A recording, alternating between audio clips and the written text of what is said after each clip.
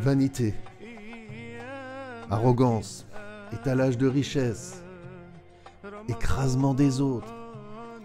Dans un monde où l'orgueil s'érige en norme, où devient pour certains une tendance à suivre, l'islam nous exhorte au contraire à la simplicité, à l'humilité et à la modestie. Se défaire de l'orgueil par obéissance à Dieu est un immense bien. Pourtant, aujourd'hui, nombreux sont ceux qui négligent cette porte du bien qu'est la modestie et ignorent les conséquences désastreuses d'un cœur noirci par l'orgueil, tant dans ce bas monde que dans l'au-delà. Ne manquez pas ce rendez-vous de Radio Sunnite où nous partageons des conseils pour devenir chaque jour un meilleur musulman.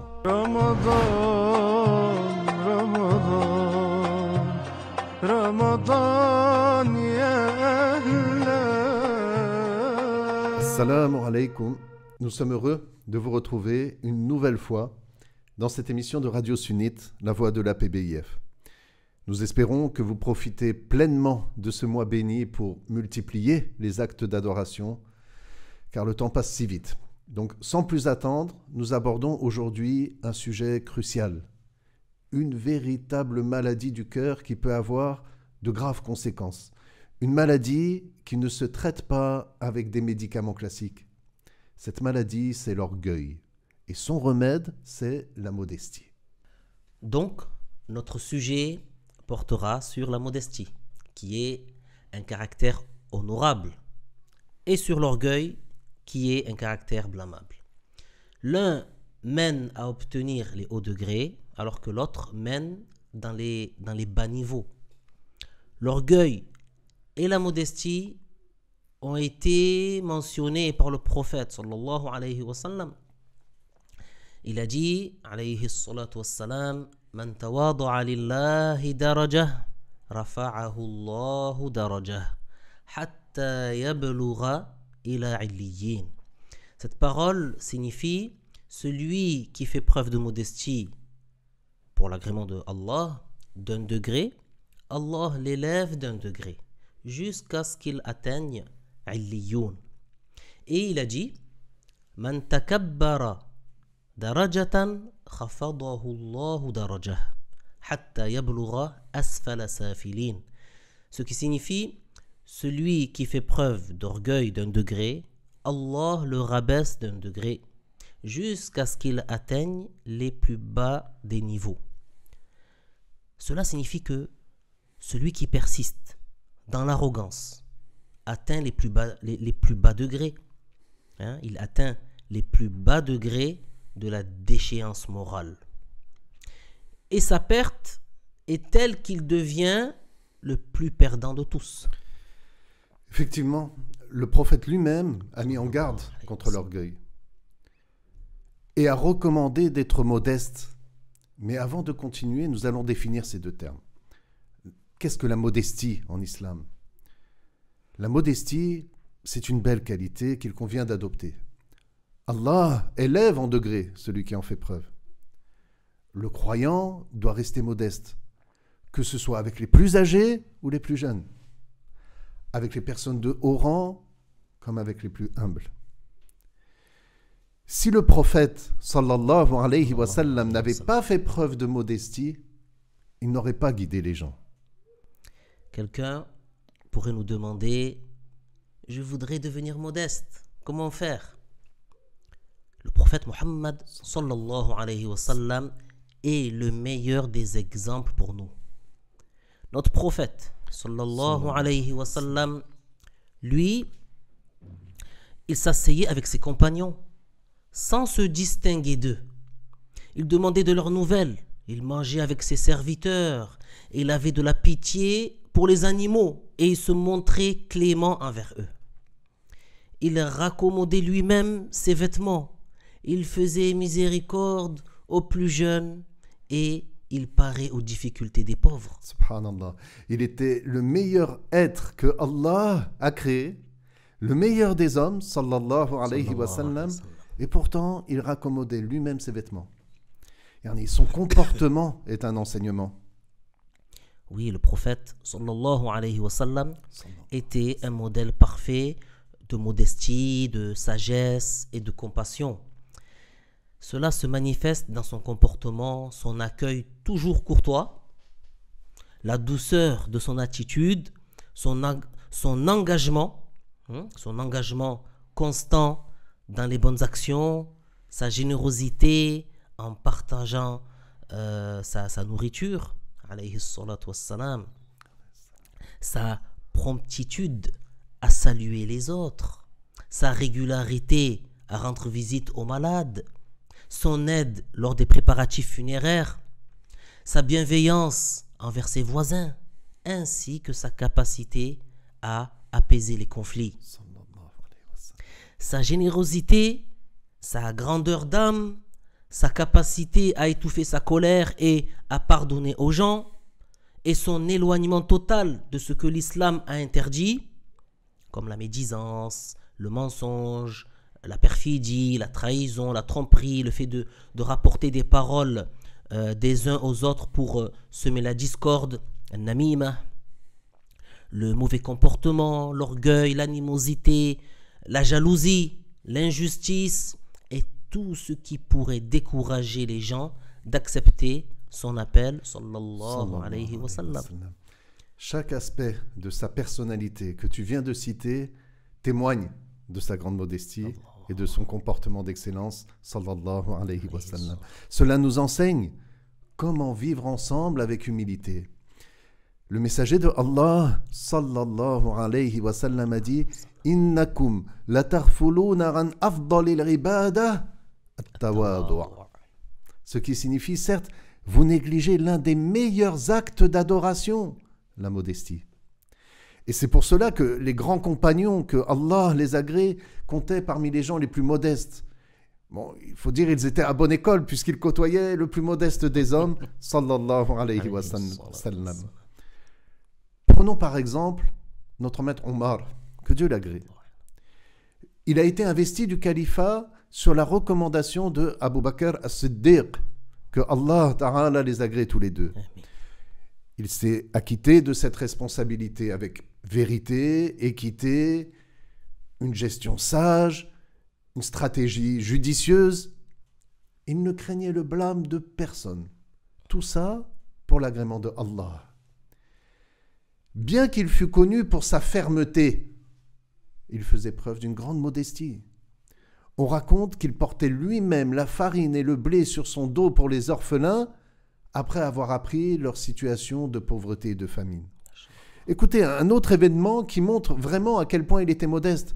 Un jour, lors d'un discours, notre maître Omar, radiallahu ta'ala an, avait dit aux gens de ne pas donner de mahr, de dot supérieure à ce qu'avait donné le prophète, sallallahu alayhi wa sallam, ou à ce qui avait été accordé à l'une de ses filles. Alors une femme lui avait demandé de réexaminer son ordre. Cette femme avait dit à Omar, radiallahu an, « Tu n'as pas à le faire, ô émir des croyants. Allah Ta'ala dit « Wa ataytum ihdahunna qintara fala ta'khudhu minhu shay'a » Ce qui signifie, même si vous aviez donné à l'une d'entre elles un quintal, n'en reprenez rien. Vous savez comment a réagi notre maître Omar? Eh bien, il est revenu sur la chaire, sur le mimbar, pour indiquer aux gens son erreur et qu'il revenait sur ce qu'il avait dit. Et il avait même ajouté, une femme a dit vrai et Omar s'est trompé. Que Allah l'agrée. Voilà comment se comporte un grand homme. Malgré son statut de calife des musulmans, il n'a pas fait preuve d'orgueil. Il acceptait le conseil et ça, c'est une preuve de sa modestie. Il ne rejetait pas la vérité lorsqu'elle émanait d'autrui. Donc, on a donné la définition de la modestie. On a expliqué comment le prophète, sallallahu alayhi wa sallam, se comportait. Et comment Omar, qui suivait ses traces, se comportait. Maintenant, il est important de définir l'orgueil. Qu'est-ce que l'orgueil? Le messager de Allah sallallahu alayhi wa sallam a donné la définition de l'orgueil en disant Al-kibru بطر الحق وغمط الناس. الكبر بطر الحق وغمط الناس. Ce qui signifie l'orgueil consiste à rejeter la vérité énoncée par autrui et à mépriser les gens. On comprend du hadith du messager de Allah sallallahu alayhi wa sallam que l'orgueilleux est celui qui rejette la vérité. Non pas par ignorance, mais parce qu'il refuse de l'accepter de la part d'une autre personne. Même si il sait qu'elle dit la vérité. Il la rejette en raison de son âge, de sa situation sociale, d'autrui, ou bien de la position de celui qui la prononce, qu'il soit plus jeune, plus pauvre, un élève, quelqu'un de faible, ou bien dans une situation similaire. Il se dit en lui-même, comment je vais abandonner mon avis pour prendre l'avis de cet élève? Comment je vais abandonner mon avis pour prendre l'avis de ce jeune alors que je suis plus âgé que lui? Subhanallah. Si par exemple un jeune qui a appris correctement la science de la religion voit un homme plus âgé que lui négliger un des piliers de la prière, ou bien une des conditions de validité par exemple, et qu'il lui donne le conseil, si cette personne plus âgée rejette le conseil parce qu'elle refuse d'être corrigée par quelqu'un de plus jeune, cette personne âgée aura fait preuve d'orgueil. Elle aura rejeté la vérité énoncée par ce jeune. Pour donner un autre exemple, on peut citer le cas de certains parents qui n'acceptent pas le conseil de la part de leurs enfants, pensant que cela montrerait une faiblesse de leur part. Comme s'ils pensaient inimaginable de se tromper en quoi que ce soit et que ce soit leurs enfants qui aient raison. Subhanallah. Revenons au hadith dans lequel le prophète sallallahu alayhi wa sallam nous explique que l'orgueil c'est de rejeter la vérité énoncée par autrui et le fait de mépriser les gens. On a expliqué ce que veut dire rejeter la vérité. Maintenant, le mépris des gens. Mépriser les gens, c'est avoir une haute considération de soi-même et considérer les gens comme inférieurs à soi. En se considérant supérieur aux autres et meilleur qu'eux. Tu sais, Haj, on pourrait se demander d'où provient l'orgueil. En réalité, l'orgueil, il prend racine dans le cœur. Bien, c'est vrai, il se manifeste à travers les actes des organes. Mais lorsque le cœur nourrit de l'orgueil, ses effets se reflètent sur le comportement extérieur.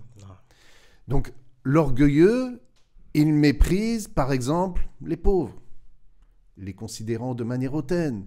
Ou encore, il rejette la vérité énoncée par quelqu'un d'autre, comme tu l'as dit, bien qu'il sache que ce qu'il dit est juste, simplement parce que cette personne est plus jeune ou moins réputée que lui. De même, certains laissent leur orgueil se manifester dans leur manière de marcher, en adoptant une démarche arrogante. Tous ces comportements font partie des péchés. Tu sais, à ce sujet, j'aimerais raconter une histoire. Une histoire subhanallah, une histoire qui devrait tous nous faire réfléchir. Le prophète sallallahu alayhi wa sallam a parlé d'un homme dans un hadith qui a vécu avant cette communauté, avant la communauté du prophète Muhammad sallallahu alayhi wa sallam. C'était un homme qui marchait avec vanité, en se pavanant, en marchant, en regardant à droite et à gauche. Il était fier de ses vêtements, de ses cheveux, sa coiffure et la beauté de ses cheveux. Et voilà, et donc il marchait ainsi, la beauté de ses cheveux faisait son admiration. Alors qu'il marchait comme ça avec vanité, Allah a ordonné à la terre de l'engloutir. Allah. Subhanallah. Et depuis ce moment, il ne cesse de dégringoler jusqu'au jour du jugement. Cela veut dire que il tombe toujours plus bas, fortement et secoué, bousculé, d'une crevasse à une autre, jusqu'au jour du jugement. Que Dieu nous préserve de cet état. Amin. Subhanallah. Tu sais, en réalité, on comprend bien de cette histoire que le vaniteux veut que les gens lui réservent une distinction particulière dans leur façon de le regarder, de l'admirer. Donc qu'est-ce qu'il fait? Il s'habille avec de beaux habits, par vanité. Ou par exemple, il achète pour son habitation des beaux meubles, par vanité. Il roule dans une voiture de luxe, par vanité. C'est ça qui est blâmable, c'est parce C'est que ça. c'est par vanité. Exactement. Ou bien encore, il construit une maison par vanité. Et en tout cela, il commet un péché, parmi les plus grands et les plus graves. Donc, la vanité, ça consiste à faire tout cela, pourquoi? Pour attirer l'admiration des gens. Et tout à l'heure, tu as cité une histoire concernant notre maître Omar, radiyallahu anhu, lorsqu'il était calife. Je vais citer l'exemple de notre maître Ali, que Allah l'agrée. Lorsqu'il était calife, lui aussi à son tour, lorsqu'il était calife, bien qu'étant calife, qu'est-ce qu'il faisait? Il portait des vêtements très simples, parfois très usés. C'était le calife. Il ne portait pas de vêtements luxueux ou de longues capes qui traînent par terre comme on le voyait des rois de l'époque. Non, loin de là. Il portait plutôt des vêtements simples, arrivant à mi-mollet, conformes à sa modestie et à son ascétisme. Notre maître Ali, radiallahu ta'ala anhu, il est lui aussi un exemple pour nous. Un exemple pour nous et nos jeunes. Tu sais, un jour, il était monté sur le mimbar. Et il avait dit aux gens, « Qui veut acheter mon épée que voici? Si j'avais eu le prix d'un pagne, je ne l'aurais pas vendu. » C'est alors qu'un homme s'est levé et lui a dit, « Mais moi je te prête l'argent d'un pagne. » Ça nous montre quoi? Que malgré son haut degré et malgré son rang élevé parmi les compagnons, il vivait très modestement. Le pagne, c'est ce qu'on met autour de la taille. Exactement. Comme un pèlerin. Tout à fait. Une autre fois, des gens l'ont blâmé pour ses vêtements. Des gens l'ont blâmé pour ses vêtements. Et il a dit, « Qu'avez-vous avec mes vêtements? Écoutez bien, c'est mieux ainsi afin de ne pas tomber dans l'orgueil et que les musulmans prennent exemple sur cela. » La tenue modeste de notre maître Ali, radiallahu ta'ala anhu, tout cela, ça témoigne de son humilité, de son ascèse, son délaissement des plaisirs et des embellissements de ce bas monde. En résumé de ce qu'on vient de dire, on retient que le résultat de la modestie, c'est d'être sauf de la vanité, d'être sauf de al-fakhr, la vanité. Exactement, c'est exactement ça. Et comme l'orgueil, on vient de le voir, est lié à la vanité, eh bien tu trouves que la modestie, elle s'accompagne souvent de l'indulgence. La modestie et l'indulgence sont liées. Tout comme l'orgueil est lié à la vanité, tu trouves que l'indulgence, elle, est liée à la modestie. La modestie protège de la vanité. Tout à fait. Et l'indulgence, elle est un aspect de la modestie. Alors, comment faire preuve d'indulgence? Par exemple, en excusant les erreurs des autres, en sachant pardonner le mal qu'on nous a fait. Donc, les croyants doivent se comporter entre eux avec clémence, pardon, indulgence. Et c'est ainsi que le messager, sallallahu alayhi wa sallam, nous a incités à agir. Par exemple, lorsqu'il avait répondu à Uqbah ibn Amir, ce compagnon l'avait interrogé, « Comment être sauvé, ô messager de Allah ?» Il lui avait dit, « Tassilu man qata'ak, wa tu'ti man haramak, wa ta'fu amman zalamak. » Cette parole signifie, tu entretiens les relations avec celui qui les a rompues avec toi. Tu donnes à celui qui ne t'a pas donné et tu pardonnes à celui qui a été injuste avec toi. Bien sûr, cela nécessite de la modestie et de rechercher à avoir le dessus sur les mauvais penchants de son âme, de sa nafs. Tout comme nous l'a enseigné le messager de Allah sallallahu alayhi wa sallam par sa parole: Laïsa ash-shadid alladhi yaghlibu an-nas walakinna ash-shadid man ghalaba nafsah. Ce hadith signifie: celui qui est véritablement fort n'est pas celui qui a le dessus au corps à corps sur les gens, mais celui qui est fort, c'est celui qui arrive à avoir le dessus sur les mauvais penchants de son âme. Donc le fort n'est pas celui qui a vaincu les autres, mais c'est celui qui a vaincu sa propre âme. Que veut dire avoir le dessus sur son âme? Cela veut dire vaincre son âme et la contraindre pour que son objectif ne soit pas l'insincérité, pour que son objectif ne soit pas de se montrer supérieur aux autres, de se montrer supérieur aux gens et d'être hautain envers eux. Celui qui maîtrise ses mauvais penchants et domine son âme, celui qui empêche son âme de chercher à se croire supérieur aux autres, celui qui comprend profondément dans son cœur que tout ce qui existe n'existe que par la volonté de Allah et selon sa science qui est éternelle, sans commencement ni fin. Celui qui prend réellement conscience de cette vérité s'éloignera de l'orgueil. Il sera convaincu que rien de bénéfique ou de nuisible ne se produit sans que ce soit par la volonté de Allah. Son objectif dans ses relations avec les autres sera de se rapprocher du bien et de s'éloigner du mal par la grâce de Allah, celui à qui tout appartient. Le but principal de ce croyant, animé par cette certitude, est de chercher le bien.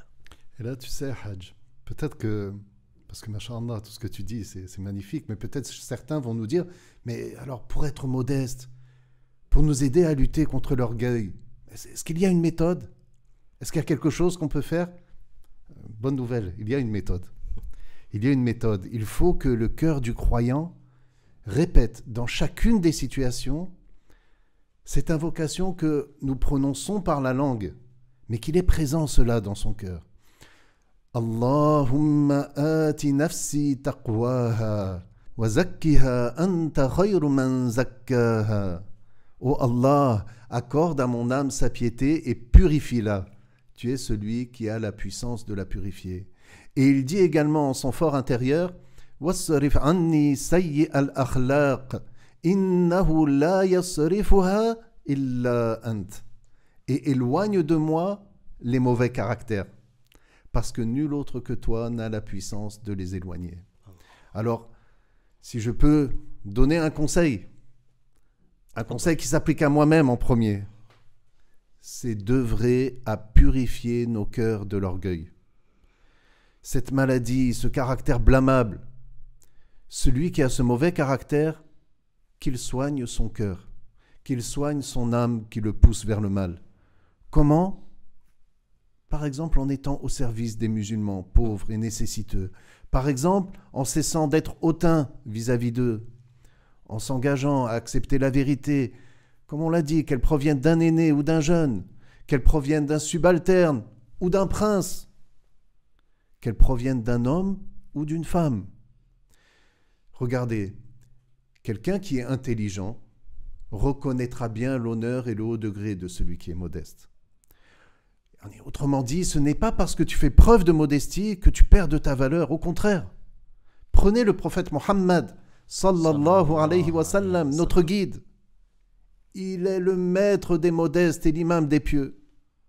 Et pourtant, il faisait cette invocation. Allahumma ahyini miskina ay mutawadi'a wa amitni miskina ay mutawadi'a wahshurni fi zumratil masakin yawm al-qiyamah. Ce qui signifie: ô Dieu, fais que je vive en étant modeste, que je meure en étant modeste, et que je sois rassemblé au jour du jugement avec ceux qui sont modestes. Donc, dans l'invocation, miskina, c'est-à-dire modeste. Exactement. Naam. Salla alayka Allahu ya Sayyidi ya Rasulallah. Que Allah t'honore et t'élève davantage en degré. Ô toi mon maître, le messager de Dieu, ô toi qui es le meilleur des modèles et des exemples à suivre, que Allah Ta'ala nous accorde de te suivre parfaitement. Hajj, on est arrivé à la fin de notre émission consacrée aujourd'hui à la maladie du cœur, l'orgueil, et à son remède, qu'est la modestie. J'aimerais vraiment que nos éditeurs retiennent que la modestie embellit les comportements de celui qui l'adopte. Mais sa source reste un cœur saint humble, qui connaît ses limites, les limites de la loi, et qui augmente en degrés s'il recherche l'agrément de Dieu. Donc que chacun d'entre nous fasse son introspection, qu'il regarde en lui-même, qu'il se pose les bonnes questions avant d'agir et prenne toujours comme modèle le maître des modestes, notre maître Mohammed sallallahu alayhi wa sallam.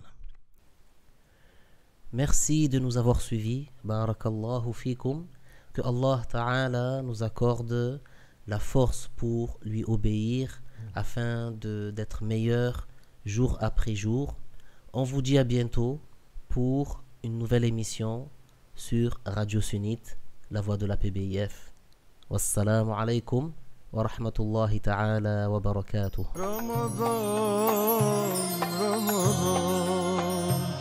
Ramadan